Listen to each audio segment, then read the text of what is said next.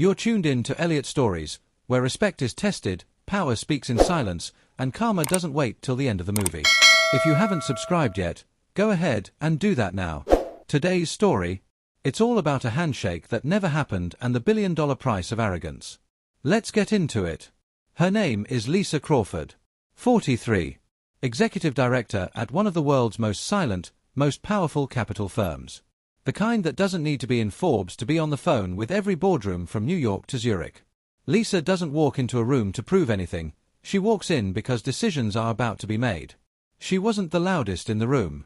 She wasn't covered in designer logos. No dramatic entourage. Just her, a sleek black dress, a leather bag, and a folder that could flip an entire portfolio upside down with one signature. She had flown in with her team to evaluate a final investment prospect. A real estate expansion project being pitched by Grant Winthrop, a flamboyant, loud, self-declared mogul who built his reputation more off inheritance than intelligence. Grant owned a real estate group that had landed a few lucky developments during the downtown expansion, and now he wanted a capital injection. Not small money. Big money. $4 billion.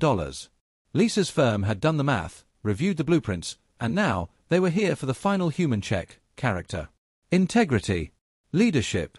The meeting was held at Grant's skyscraper office in Midtown. Tall glass walls, granite floors, and a receptionist that looked like she belonged more on a red carpet than at a front desk.